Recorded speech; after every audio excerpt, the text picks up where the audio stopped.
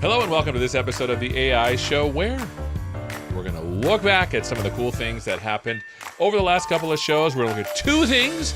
Number one, Liam's going to remind us how to do the RAG pattern with Azure Cognitive Search and how to build a large language model that understands your data. It's pretty awesome. And second, Sarah's going to take us behind the scenes on what it took to build the demo that she showcased in the keynote at Microsoft Build, along with some of the announcements with Azure Content Safety. Take it away, Liam. Hello and welcome to this episode of the AI Show, where we're talking all about making enterprise GPT real with Azure Cognitive Search and Azure OpenAI service with my friend Liam. Liam, it's been a while since you've been on the show, my friend. It has been a while, but hopefully I can make it up with a couple of cool things to talk about today. Well, anytime there's GPT and stuff and search, you know I'm super excited. Liam, for those who don't know you, why don't you tell us who you are and what you do? Absolutely. Hi, everyone. My name is Liam Cavanagh. I am the Group Product Manager for Cognitive Search, and I lead the product group building out search and chat experiences or organizational data. I love it. So I understand, because we've talked about cognitive search, and I even did full demos with skills, and it's the greatest thing ever since sliced bread. But now you're telling me about GPT stuff, and when people hear GPT, they're thinking ChatGPT. So can you tell us a little bit how you're kind of putting these two things together? Yeah, absolutely. In fact, Seth, I have a demo. Do you mind if I switch over to the demo so we can kind of walk through that? Let's go to the screen right here. Here it is. Cool. So in this demo, what I'm going to show you is basically what we've heard from customers ever since ChatGPT came out. What we heard is that they love the experience. They love the ability to be able to interact with it in a natural way. But we heard what people really wanted to be able to do, at least in organizations, is be able to do that over their data, using their own enterprise data to be able to interact through that and be able to ask natural questions. And so when you ask about search, that's where we tie this in, is that search is such a great place to be able to retrieve useful information that we can then use as part of the ChatGPT experience. So can I ask a question though? Because this is important, because I want to make sure we're understanding correctly. Are you getting customer data and putting and like redoing the model, or is it something different than that? No, that's a great question, because you're absolutely not taking enterprise or organizational data and injecting it into a model. Okay. That can actually be, in many cases with the amount of content organizations, very costly, very time consuming. So a pattern that we're using is called RAG, Retrieval Augmented Generation. I see. And what that means is that we're retrieving information from the search service. All that information is stored within an organization's search service that they own. And it retrieves that, and then it augments the answer using the Azure OpenAI model. I see. Well, I'd love to see this in practice. Cool. So why don't I actually walk through an example? In this demonstration, we'll actually share a link to where you can actually download the code to reproduce this yourself. But what I want to do is show you an example where, imagine, if you will, you are in an organization and you wanted to be able to take all of your HR documents, such as this one, which talks about the employee handbook. We have this, which is one of the many health plans from a fictitious company called Contoso. Mm-hmm. And imagine you wanted to be able to use that information, but be able to have a chat experience over it.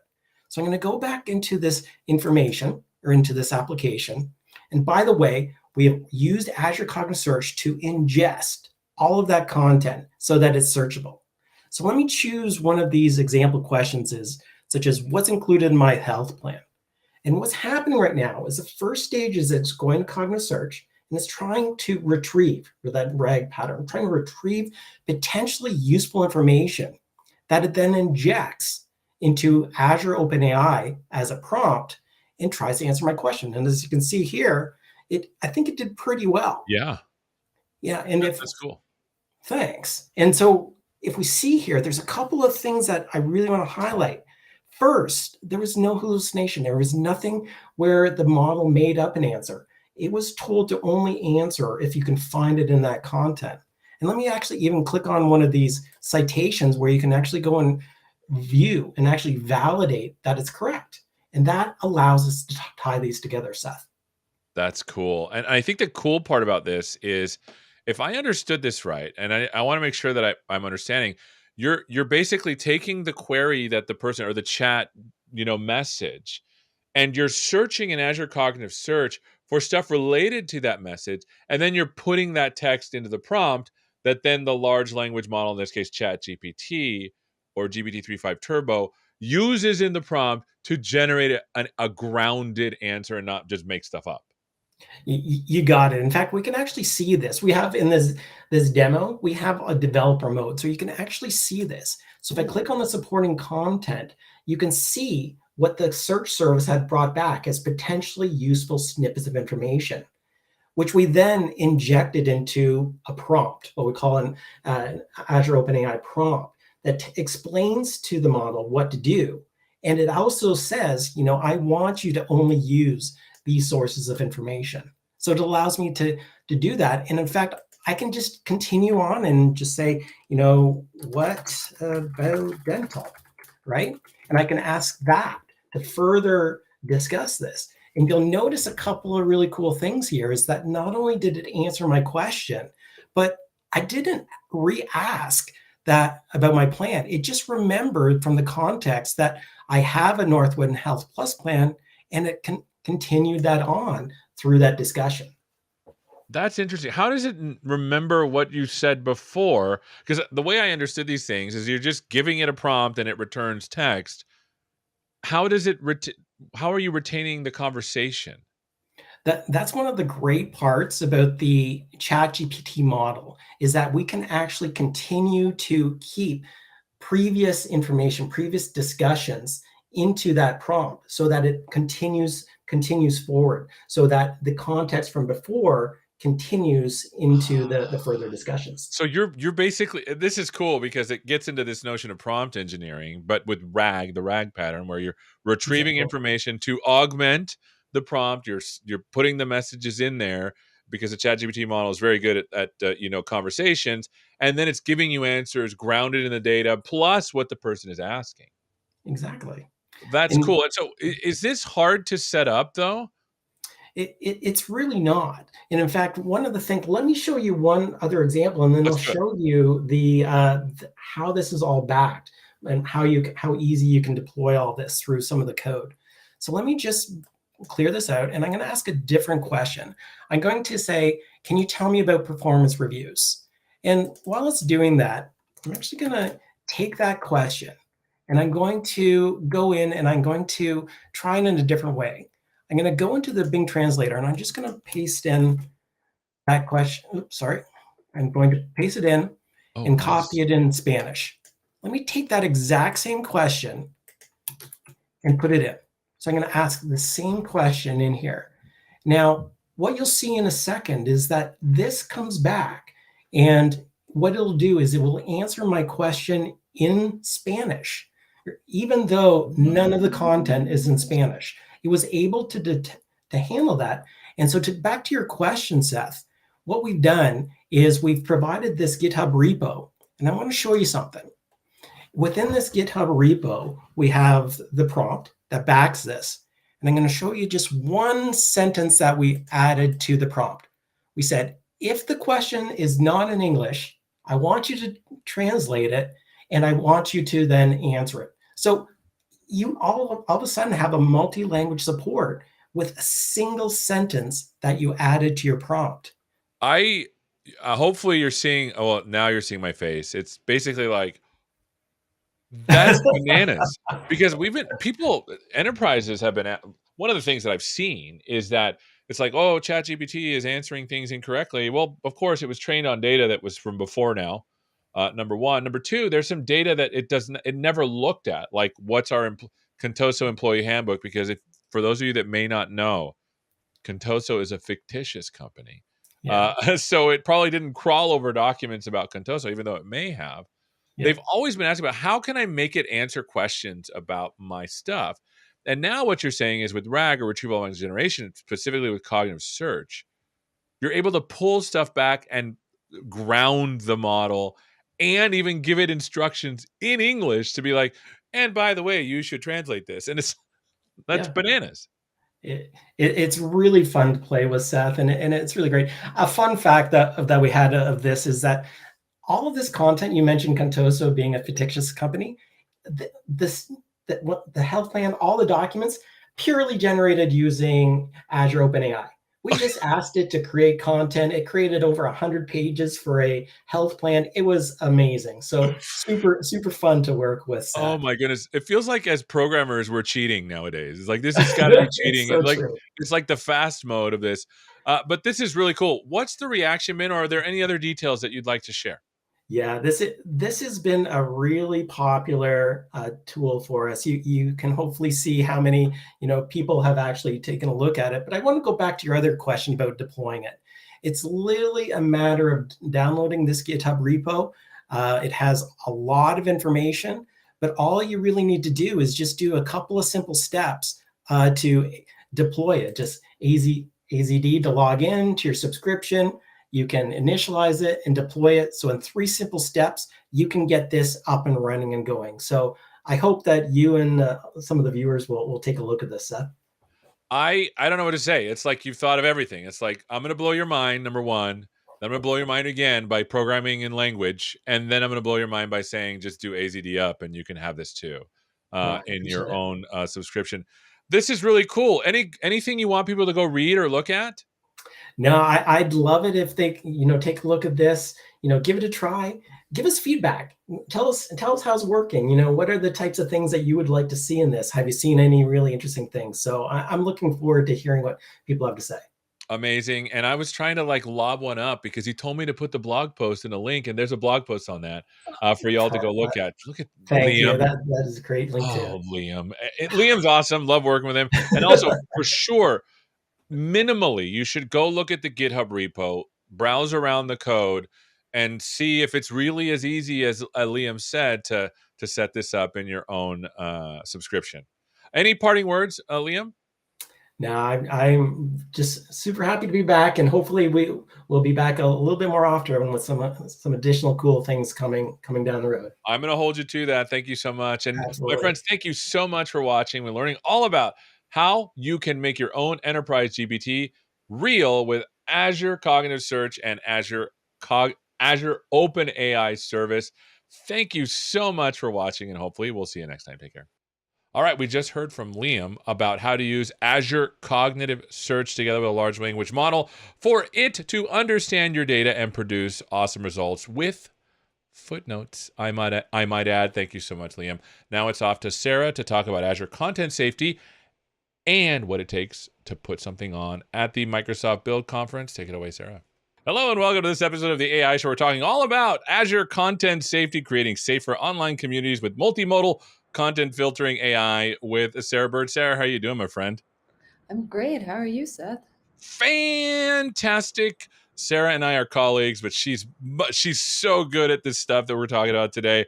Every time I have a question, I'm like typing at her, "Hey, I don't know how to do something," and she's like, "Here's the doc. Go read it." So much good stuff that y'all have written and done. I'm so glad you're here. Tell us about who you are and what you do for those who don't know. I'm Sarah. You already said that. I lead responsible AI engineering for Microsoft. So my team focuses on taking sort of the new foundational AI technology we're developing, ensuring that we're developing it responsibly, whether that's working with OpenAI or working on our own models, and then working with our applications inside of Microsoft and customers to figure out how do we make a complete application that's responsible. We take what we learn from that and we turn it into platform technology that you can use when you're developing your own applications, which is what we're going to be talking about today. I love it. And so are we talking specifically about, because when we talk about content safety when it comes to AI, it's a very large dynamic field from small models that's like scikit-learn all the way to LLMs, large language models. Which part of the spectrum are we going to be talking about today? Well, today, actually, we're talking about a new safety system we've developed, Azure AI Content Safety, which is designed to be an independent safety system that you could use to make your online community safer for user-generated content, but you can also use as a responsible AI safety system with any of those types of models, actually. So we've built it into Azure OpenAI. So if you're using generative AI applications, which I hope you are, then it's already built in and we can show that. But if you're making your own model that's generating content, you're using an open source model, it works for that too. So this could basically be used as a service to catch any content, text content, I'm assuming, and then you can. Also images and What? video and audio coming soon. Oh my goodness! So this is basically a service where you can, in theory, I mean, not in theory, in practice, In send any practice, yeah. content to it, and it can tell you what kinds of things. What kinds of things can it tell you? Like, The don't show this, or Yeah, so the version that's released today focuses on 4 content categories: violent content, hateful content, sexual content, and self-harm content. Across the areas of text and images, we have multimodal and preview, which would be looking at the combination of those. And so, if you're interested in that, reach out. It's in a private preview, but it enables you to basically put in any type of content, whether that's like a prompt or a completion or a user's post, and score it against those 4 different categories. So you'll get a score out that says, hey, this is hateful content at a low severity level. Or if it's something extremely problematic, then you might see that it's like hateful and violent, and both of those are high severity. I see. Oh, this makes a lot more sense. So I thought what we would do, if you're okay with that, is I actually cut the piece out of the keynote from Scott Guthrie's keynote was it last week? No, the week before. Yes.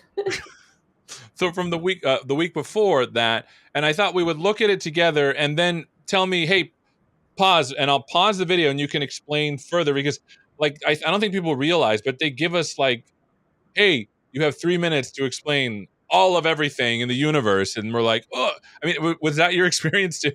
Yeah, I think like frankly, this some of this represents the culmination of like 18 months worth of work of, in some cases, of 100 people, and now it turns into 7 minutes in in a keynote, and so there's a lot more under the covers. But happy that even we can tell the high level story to that level of audience. I love it. So I'm gonna hit play, and then if there's something you want to add that you're like, oh, I was thinking this during this, or I wish I could have talked about this, just say stop, and I'll stop the video. Okay. Yep, sounds great. But they're gonna see us watching the video too. You okay with that? Sure. All right, here we go. And every AI system that we build at Microsoft is designed to uphold our AI principle. So let me pause right here. This is the stuff that we're talking about, content safety. Scott had a whole part of it. This is the same thing, right? Did I get the right cut of the video? Yeah, exactly. And this was actually Satya was talking about this as well. And the reason for that, like the reason we're talking about it, Satya is talking about, Scott's talking about it, I'm talking about it, is we're at the point where the world understands that responsible AI and safety as part of that is so important in AI and in this AI future that they want to know right away, what are we doing? And I've never sort of met a customer yet who doesn't ask about responsible AI side by side with generative AI now. And so we're really seeing it change in terms of how aware people are, what the expectation of users are, what the expectation of customers are. And so it's one of the most important topics right now. Of course, Yeah, and it's true. topic. Like and this is what I've been saying to everyone. AI is awesome, but it's not feature complete until you have the safety stuff as well. It's like Yeah. you're driving a car without wheels. It's awkward. It makes too much noise, kind of thing. So all right, let me hit play. We're announcing our new Azure AI content safety service to make it easier for you to also test and evaluate your AI deployments for safety as well. Now, the Azure AI content safety service provides the same technologies that we use internally to build our own Microsoft Copilot experiences. And so you can also benefit from all the learnings that we've had in terms of making sure that our products are secure and safe. So what does he mean by that? Like we're using this internally right now? What does he maybe you can unpack that a little bit for us. Yeah, and in fact, I was going to add that we're announcing it and we've named it now at Build, but actually people have been sort of using it and getting the benefit of it in Azure AI for a few months now. So we've had integrated content filtering basically for a long time in Azure, since it was in preview and before the GA. But in February, we actually updated the models based on sort of newer AI technology to make them work better. And so what you're seeing, there, and you've been seeing kind of since February, is this Azure AI content safety in action. But now what we've added is the ability to call it directly as its own product, also the ability to control it so that you can change the filter settings. And I know we'll actually look at that in the demo in a second, but actually showing you that there's this safety system here and giving sort of users control over it. And actually, the way we've developed these upgraded new models that sort of came in February was in terms of developing everything that we needed to release Bing Chat.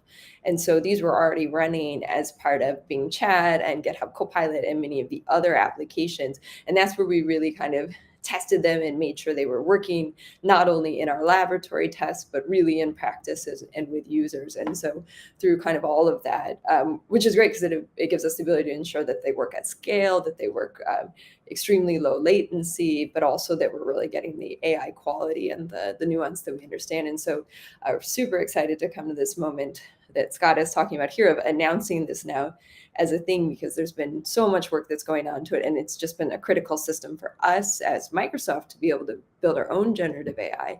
And so sort of without this, it would be challenging to have launched any of the things we launched. But now for customers to just be able to use it directly and control it, I think is a great step forward.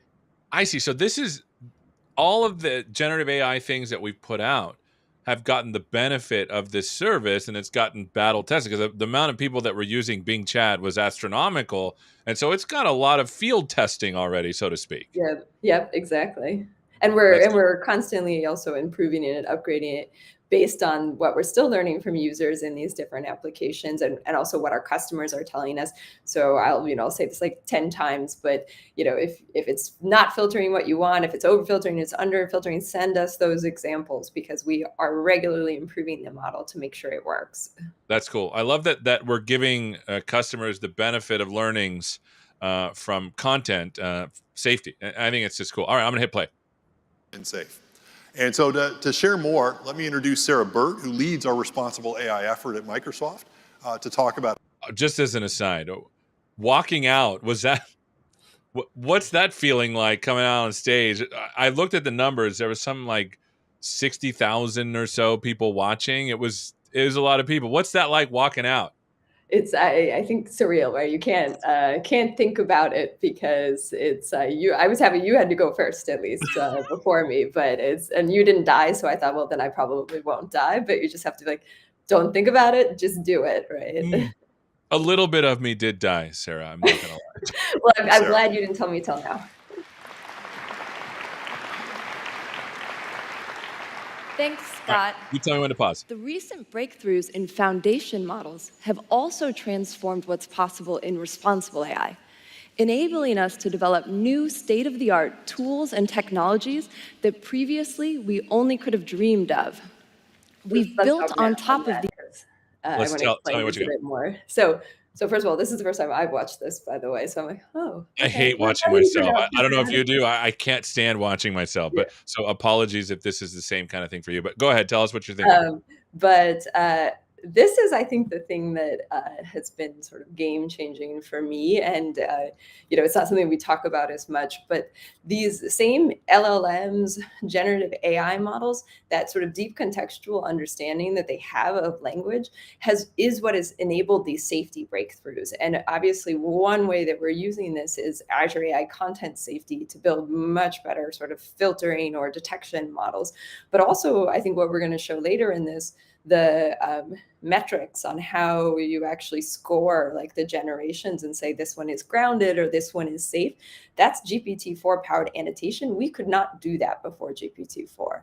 It was just, it was like a pipe dream to be able to measure these responsible AI harms programmatically for these kind of like generations.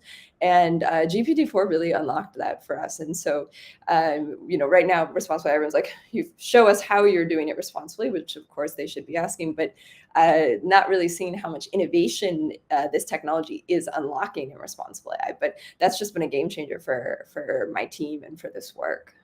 So help people understand, because I don't think people understand, or maybe I don't even understand, what does it mean that GPT-4 unlocked what did it unlock and how did it unlock it? Maybe if I could Yeah, ask. it specifically, and there's external papers about this now as well, but it specifically is much better at labeling data like a human. And so concretely, what we did is we have our guidelines to label hate speech, right, are almost 20 pages long. And those are used by expert linguists to say, okay, what level of severity is this content? Is it hateful or is it not? And it's really broken down into quite technical thing. Does it contain an identity trait? Does it have this type of sentiment? Does it have historical context or not, right? So there's a lot that goes into that. So it turns into like 20-page guidelines for expert labelers. We took those 20-page guidelines and we turned them into a prompt for GPT-4 and asked it to label the same way our labelers did, and took some iteration of prompt engineering, the thing we're all doing now, to get reasonable agreement between our human labelers and GPT-4. But that enabled us to actually now have automatic measurement where we can, every time we do any prompt engineering change, then we can rerun all of our different, safety and responsible AI metrics, groundedness, jailbreak, hateful, all of that, and actually see the score like side by side with the quality metrics. And so that meant we could actually iterate in balancing these different metrics as we developed. And so that's just been game changing. That's awesome. So using GPT-4 as a measurement of success for labeling the different kinds of, let's say, hate speech has been game, because then you can do things much faster. Is that what I'm getting at? Yeah, and so even to build the models now powering Azure AI content safety, that enabled us to take much larger amounts of training data and label them, because we didn't need humans to label everything. We could actually automatically label it once we had gotten, a labeler that agreed with our humans. Gosh, Sarah, sometimes I look at this stuff and like we're in it, right? But it feels like we're living in the future. Yes. Except for the flying cars, which we do not have. I'm very upset by that. When we got this to work, this was like, well, yeah, one of the, wow, like we just really never ever thought we would be here. So I think people were just kind of almost giddy that it was even kind of working. That's cool. All right, let's keep going. Deep understanding of text, image, and multimodal content, and have developed a new Azure AI service to automatically detect undesirable content, making it easier to keep online communities, applications, and AI systems safe. So the thing I'm saying there specifically is pointing out that this can be used on its own for digital safety, right? We talk about, harmful content online. So the title of this, right, keeping communities safe, this is something that can absolutely be used as part of a solution for customers looking for any type of harmful content. But then also, as we've talked about already, it's a key tool for us in using it for responsible AI, for generative AI. And so it's independent of sort of where the content is coming from. It's looking at the content and understanding, how to score it. I mean, and that's awesome, right? Because generally we had to use regex or something, and like we had a list of words that you couldn't use. But this now is getting into the nuance of content filtering as well in a multimodal way. Am I understanding right? Yeah, I think we usually like to give, it's always hard to give harmful content examples that people, you don't want to share harmful content.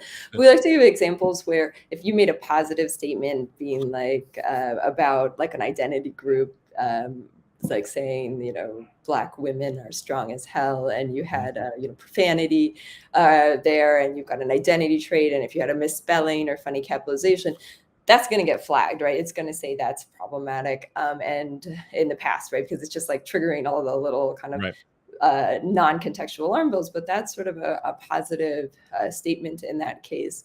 And so you'll see that the system understands that that is different than saying, using profanity in that identity group and saying something harmful. And so it enables us to go farther in terms of detecting the right content. So if you need human reviewers, you need fewer of them, or being able to take more automatic action, right? If we're doing real-time filtering for generative AI, we're taking action automatically. And so it's really important that those are high quality. That's cool, but not sarcasm yet, right? I mean, that's sarcasm, maybe never, right? It's really hard. We get it. We don't even know, like, did someone just tweet at me something sarcastic? You just don't know. Exactly. We don't know. The computers aren't going to. Yeah, you can't. There's problems that are hard even for humans with a lot of context. So certainly it's difficult to do that with AI. That's awesome, Sarah. I tried to do sarcasm. It didn't even work with real people. All right, let's hit play. Our own experiences building GitHub Copilot, Bing Chat, and Microsoft 365 Copilot, that safety is a key part of building any Copilot. We use a defense in depth or layered approach to safety. First, we've worked with OpenAI to build safety directly into the model so it can recognize problematic queries and respond appropriately. Now let's talk about the next two layers, the layers that you control, the safety system and the meta prompt. I'll start by showing you the safety system, Azure AI Content Safety. Let's take a look. So let's pause right there, because I think, let's see if I can rewind this a little bit, because I want to show, yes, this is an interesting diagram that I think people, like, it's starting to get ingrained in me a little bit, because the computational model of these things is just, it feels a little, to use a weird term, ski-wampus. It's like we're not programming these things. Yep. And so because we're not programming these things, we need to have a layered approach to safety. Do you want to talk a little bit more about that? Yeah, I think in general, if you look at security, you look at anything, we always have kind of a defense in depth approach, right? Things are good at different, at looking at different parts of it. And so this is the approach we're finding, works the best today. I'm sure we'll have additional parts as we keep innovating and figuring out. But of course, like, the more you can do in the model, then great. Like, that's in some ways what everyone wants, or what everyone thinks they want. But one of the things is the model is platform tech, right? People are building medical applications on top of it. People are building news applications. People are building education applications. Those need different types of responses, right? If I'm using this to summarize court documents, those have crimes in them, and I absolutely want it to be able to summarize those accurately, right? And that might contain actually quite graphic content. And so we have to make sure when we're putting stuff in the model that we're not eliminating those use cases, right? That we're still enabling people to build on top. And so that's also where this defense in depth approach comes, where at the model level, we want to give it the information so it understands how to respond to certain types of situations, or like stuff that it should just never do, like never generate illegal content, right? And so we put that there in the model layer. But then, each layer up is giving you more customization, more configuration, more control, so that we can get to that complete application that you can actually trust, right? And so, like, the safety system that we're about to show is something where we've done the work to say, okay, we understand what hate speech is. We've put that in a model. Now we're giving you some control over how to adjust it. And over time, we'll give more control and more customization. But we don't want you to have to go figure out what is the definition of hate speech and how do I build a model for that. Right. But like the meta prompt layer, that's the application layer, that's where you need a lot of control to really make that application work. And so there, the tools are much more about having you build out the right thing. And so this is, kind of also why we need layers, because applications are just different. And that's interesting that you mentioned, like, in the legal case, because there may be, like, defendant said blah blah blah, and that might be hate speech or Yep. something terrible, and that's actually crucial to the legal proceedings. And so the content filter there would be different than it would be, say, I don't want someone saying that on my website. You know what I'm Yeah, saying? exactly. That's And the same with news, or if you're gaming, we've always talked about violence being, more relevant in certain games, right? And so the right thing is going to depend on the application. interesting. All right, let's keep going. System, Azure AI Content Safety. Let's take a look. Azure AI Content Safety is an API-based product that can be deployed as part of any application to monitor for harmful content in real time. I'm in the studio so that we can explore how it works interactively. For the Contoso bot, most people are going to be asking appropriate queries about products they'd like to buy. For example, here's a user query looking for an axe to cut a path in the forest. If we I ask can just say Content that Safety to this score was a this, little fun, right? Yeah. Coming up with phrases that we felt comfortable showing to 60,000 people, as you said, that fit with the Contoso outdoor bot setting that we were going for, but did trigger, show what the technology can do was quite an interesting experience. I definitely experimented with a lot of different things, and maybe this still feels a little contrived, but really trying to navigate that we weren't showing something shocking. I was literally thinking, like, how do you make a website that's like, let's show you how this filters out this harmful picture or swear word? It's like you don't want to put that on the website, but I mean, it's difficult. And I think like this is probably the funniest part of your talk right now. So I'm gonna hit play, Yeah. and we're gonna have some questions about this next statement, Sarah. we can see that it recognizes it as safe. However, one of the challenges with language is that small changes can completely change the meaning. But the power of new foundation models and Azure AI Content Safety is that it can understand these differences. So if I change even... Whoa, Sarah. Like, I'm just trying to imagine Sarah, because we stayed up late a lot for like 2 weeks. I'm just wondering how many different things you like typed in before you're like, this is the least offensive thing I can put in there that will actually work. Maybe I'm unfortunately getting a little bit of a knack for this. So this one was pretty quick, but there's been, years of doing this to build up to the point where we're pretty comfortable. Let's read it out loud for effect. And let me add some sound effects here. Let's see. We want here you go. I'm looking for an axe to cut a person in the forest, which is a very weird thing to tell a chatbot. Can you recommend one? Man, that background, it just made it scary. Like, here, let's do another one.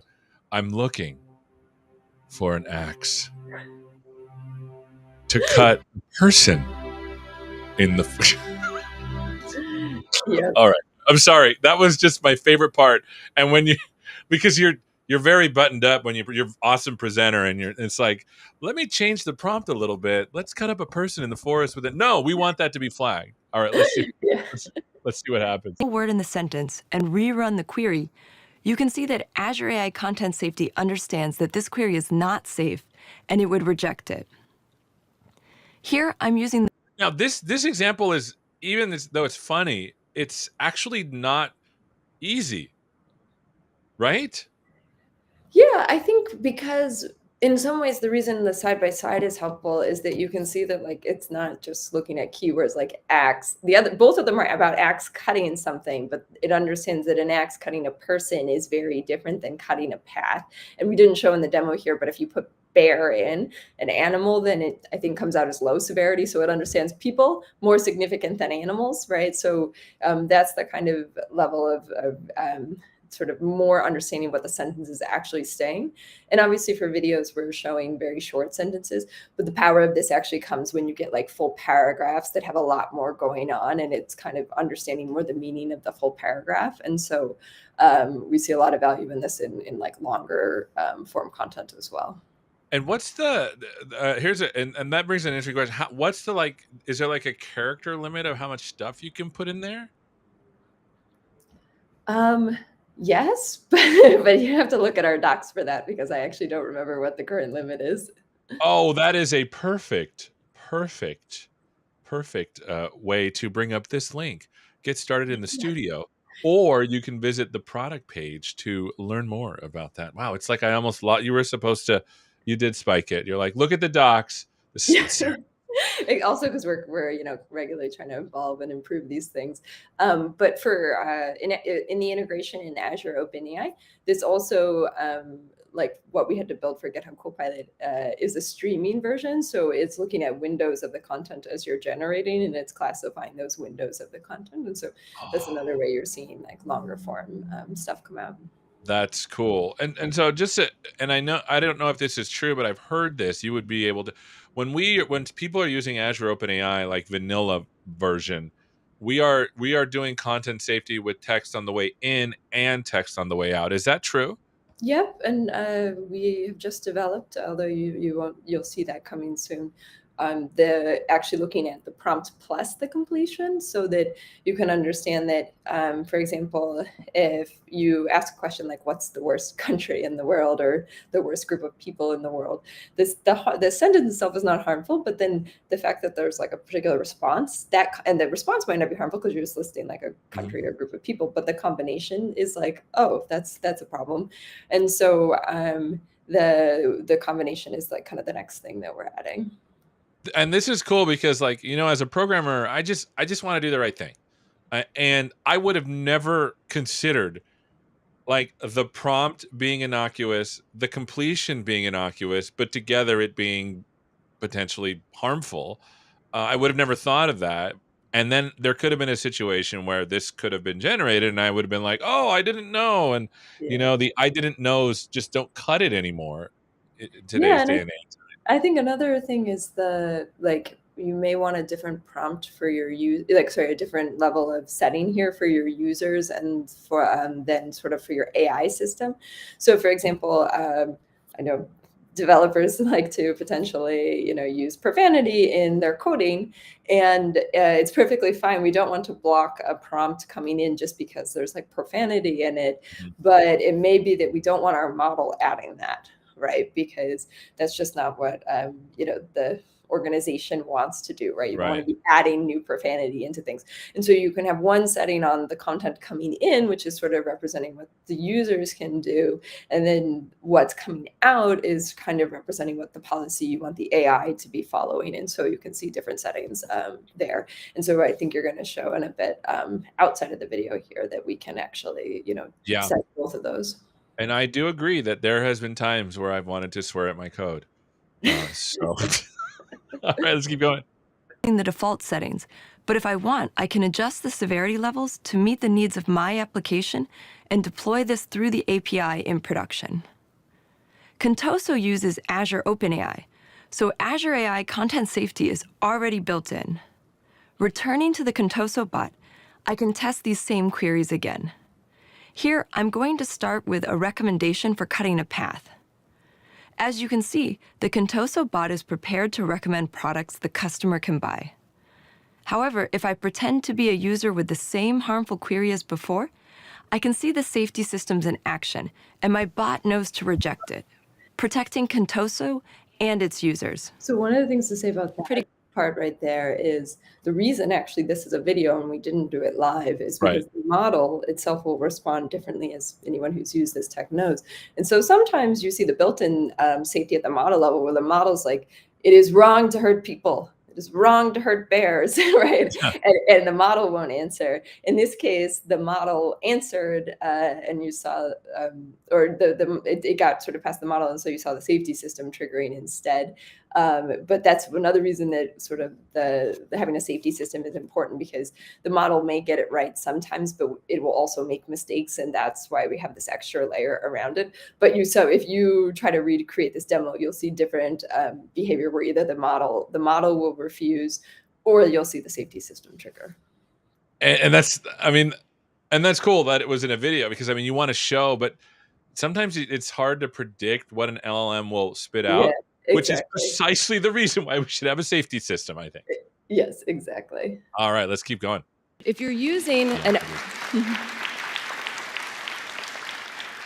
By the way, it's so awkward, like because like when people like maybe start to clap and you're like as a robot, you're going to robot mode and you keep going. Yeah. You're like, should I stop and let them clap?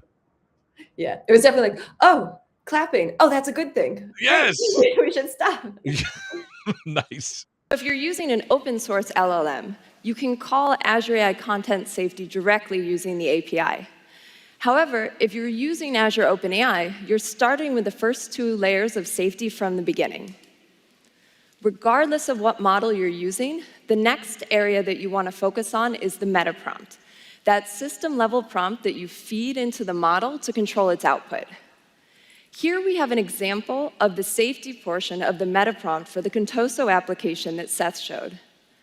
As you can see, it's simply instructing the model in natural language to control for grounding the response, for controlling the tone, for safety, and to prevent attempts to break the model's safety systems. But what I really want to show you is how you can engineer and experiment with these kind of meta prompts using Azure AI Prompt Flow. Let's take a look. I'm going back to the Contoso retail flow that My mark too soon. What's that? Really key. I said there, I left my mark too soon. I was like really key to race back to the podium and to stand there in the dark. Oh my goodness. So this is the demo that I built, but is this showing content safety again, or is it showing something different? Yeah, so this is now showing the Contoso bot, which I guess we didn't, we saw the one little screen here. If you want to build a more detailed one, right, how you're going to do that in prompt flow. And this is showing that next level up. The point of this demo right here, at least in the time we had, was to show this prompt engineering part, that it's not enough just to rely on the model and the safety system. If you want to make it work in your application in the right way in the context of your domain, you've got to do the meta prompt engineering. And you can just copy my slide and put that in, but how are you going to know it really works for yours? Right. You aren't without measurement. And so this is where just like the world now, even more so, is asking, before you ship something, you have to prove that it's safe. And the way you do that is measurement or testing. And so we're going to show how you can do the prompt engineering here in prompt flow, and then how the measurement that's built in helps you get to that right answer. And we'll be adding more of these measurements in here that are the GPT-4 powered measurements I was talking about, to help you get that confidence that you've actually not only used all of the layers of mitigation, but you've tested them and you know they work. So this is cool because this isn't using content safety, or is it? Or can you use content safety in here? Is it a different thing? Yeah, so this is calling Azure OpenAI. So it's already got that content safety layer built in. But if you want to use an open source LLM or something, there's actually, this is the video, so we can't click anything. But if you, go to the little like add, what are they called now? They're tools, I think. Yeah. If you add a tool, more tools, you can just see Azure AI Content Safety is in that more tools. And so you can just add that as a node. And so, for example, if you wanted to filter your prompts and completions, you can add it in, multiple, like filter it on the incoming of the prompts and filter it on the completions. Hold on, I think I have that. Oh, I do have that. Let me share my screen here, because you were like, hey, you can't click on a video. Yes, you can. Yes, you can. Magic. Let's hear. So here's this. So we'll put the video to the side. So this is the same thing. And you can see that this is the safety tool that we were talking about, right? So you can drag this on and have it be part of your prompt flow. This is exactly the same prompt flow, actually. Yeah, exactly. So if you put content safety there, you would be, adding that in, but it's already there. So you're, in this case, I guess you're just doing the same thing twice. So certainly don't recommend it from an efficiency point of view, but that's available for you. But in this case, like the reason why it's already there is because I'm using OpenAI, Azure OpenAI, and this GPT-3.5 Turbo already has it built in. Yep, exactly. We did that integration work, and it has, some extra bells and whistles in terms of supporting streaming content and those other things when it's built into Azure OpenAI. It's cool that content safety is just like everywhere, It's like you can put it here, you can do it here. If you're not using it, if you're using Azure OpenAI implicitly, vanilla flavored one, we'll just give it to you. All right, let's keep playing because we're running out of time. earlier, to experiment with the meta prompt and add the safety section I just showed you. Rather than just push it to production, I also want to test it first. Built into Azure AI is a system for testing prompt variants. As you can see, I'm testing 2 variants here. Variant 0 contains the new safety section. Now I'm going to use prompt flow to see how these 2 compare. Prompt flow provides built-in metrics, which makes it easy for me to evaluate. Let's look at the results. First, I'm going to look at the outputs of the system to understand how these 2 prompts stack up qualitatively. I can see immediately that there are differences in how they behave. And if I go to example 3, which is the example of a user trying to jailbreak the system, I can see that variant 0 outperforms variant 1 because variant 0 refuses to give information about its prompt, while variant 1 is successfully jailbroken. Now that I've looked at the examples, I want to understand how these 2 compare overall by looking at metrics.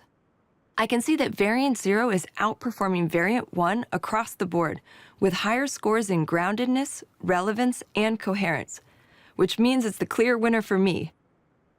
And now I can confidently deploy to production and bring the power of AI to Contoso shopping experiences. Here, you've seen One the thing combined I'll say power about of that, actually, Azure. Can we go back to the measurement? Yeah, let's do that. Let me scroll. Thing quickly. I forgot. I was now just watching, and I forgot we were supposed to tell people about it. So one thing I'll just say is like responsible AI here is if you look carefully, the top one, right, the safety prompt, it's passing everything 100%. And so that's a sign that the tests aren't good enough. And so we've actually gone in and fixed it. Like you, if you're not failing at all, yeah, you're not testing hard enough. And so you want to see something more like, it's passing whatever, 90% of the tests, because these are adversarial tests kind of, by design. So this is something that is actually something where we went back and kind of fixed it so that you're getting not 100% pass rate. But for the data scientists out there, if you ever make something and you're like, wow, this is 100% accurate, all of a sudden it's like, something's wrong. And so that's why we never, if things are 100% perfect, something's really wrong for us. Always. Yeah, and then in the responsible AI angle of like, again, there's supposed to be adversarial tests. So you are not hitting your system hard enough if you can like not get through at all, right? That's just not where it is today. So great, this is keynote magic, but it shouldn't be 100%. I love it. Thanks for it's actually cool. As I was looking, I was like, wow, those numbers look really good. They're amazing. This is the mythical system you should ship, or it's a horrible testing system, but actually the testing system is good. So yeah. All right, let's keep going. Of course it is. And now I can confidently deploy to production and bring the power of AI to Contoso shopping experiences. Here, you've seen the combined power of Azure AI Content Safety integrated in Azure OpenAI and meta prompt evaluation in prompt flow to build safety into Copilot. This is just a glimpse of some of the new responsible AI capabilities we have in Azure AI. We're making it easier to build real-world, mission-critical, safe, and secure AI solutions that you can trust and use in your business. Scott, back to you. There you go. Scott says a thing or two afterwards. I thought you might want to see it. Because we don't hear anything after we go off. After that, I think I just blacked out. There's like a little table and we just hide under it in the fetal position. At least I did. I know you didn't because you're awesome. Thanks so much, Sarah. In this new era of AI, as I said earlier, safety is not an optional feature. It is a requirement. It can't be an afterthought. You need to design with safety in mind from the very beginning. And with services like the Azure AI Content Safety Service, we're providing you with powerful capabilities that are built into Azure AI, automatically integrated into Azure AI already for you, that'll help you be safe and secure as you build your AI solutions. And that's an important statement. Yeah, I was also reflecting just that what I think is basically the coolest thing about working at Microsoft is I didn't tell Scott to say that. Scott wants to say that, right? He gets it. Satya gets it, right? The experience of building a keynote is that every day they were like, we need to put more responsible AI. We want to show more of this. And especially now that we have tech, right?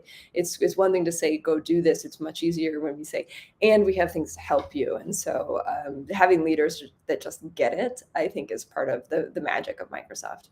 That's cool. The last thing I wanted to do is I have here, this is the same one that we use for one of the demos I did.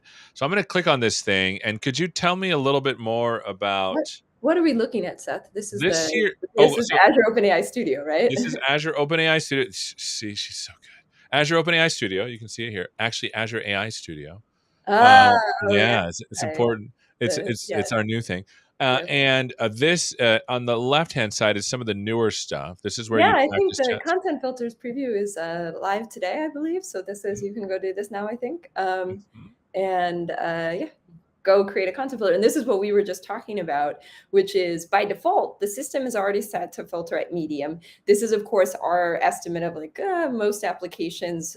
This is a good starting point, but you're going to want to customize for your application. And as we've already said in this, you want to customize the prompt and the completion filtering potentially different. And so this is that same setting we were looking at before, but now you can actually go and do it yourself here and attach it to a deployment, and that will change the filter settings right away for you. It looks like it's not letting me turn stuff off, though. Why is that? Yeah, so you want to ensure that everybody who's using Azure OpenAI is following our code of conduct, which includes a content policy. You will not generate this certain type of content. And so to enforce that, we set the filters at medium. Users or customers are allowed to make them stricter by default. But if you want to make them less strict, so you want to set it to only filter at high, or you want to turn it off completely, then you have to go and apply and show us that you're a trusted customer with a low risk use case. And then that gives you sort of control of the content filters. So it's kind of a two-step approach to show that, we want this to be kind of protecting against everybody, but then we know that each application needs something different. And so it's, really about having a conversation with us to adjust those filter settings in a way that's kind of less restrictive. That's cool. And so when I create a content filtering configuration, can I have multiple of them? I don't understand. Like when I create one, what actually happens? Yeah, so when you create it, you can save it, and you could have many different ones, right? Because you might be serving multiple applications from your subscription. And so then you go and attach them to particular deployments. So that way you can do different settings for different applications. I see. So what you're doing is you creating a configuration. Yeah. Go to deployments there. Okay. And then do you have a deployment? If you kind of click on like the summary of it, click there. Okay. You should be able to see, well, maybe not here. Maybe, go to one, you can go to edit deployment, I think. Okay. Edit deployment. Oh, maybe I can't edit this. No, edit right there. Here we go. Yeah, see? Oh, so you can I attach see. the content filter there.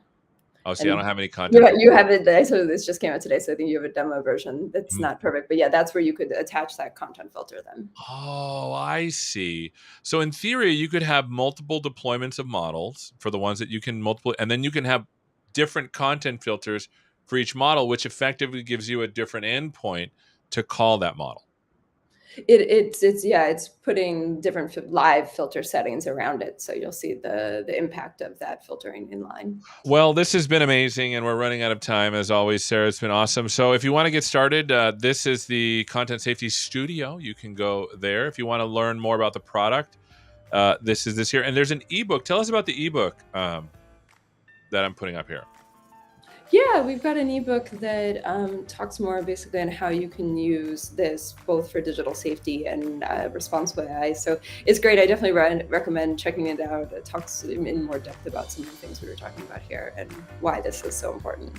Amazing. Well, we've been talking all about today Azure Content Safety, creating safer online communities with multimodal content filtering and AI with the amazing Sarah Bird. Thank you so much for watching, and hopefully we'll see you next time. Take care. All right, that's our show today. We saw Liam talk about Azure Cognitive Search and how to get the large language model to understand your data. And second, Sarah took us behind the scenes at Microsoft Build and took a deep dive into some of the stuff she said about Azure Content Safety. Thank you so much for watching. Next week, it's going to be me again, but solo live, talking about the basics of prompt flow, Azure ML prompt flow, to tell you how it works, what it does, and then for you to ask questions. That one is going to be live, so make sure you tune in next week for that one. Thank you again to Liam and to Sarah for the compelling content. that they make with me. Thank you so much for watching the AI Show every week, 8:30 a.m. to 9:30. Also, you can catch us on Spotify, and if you're driving in the car, have a listen. Thank you so much for watching, and hopefully we'll see you next time.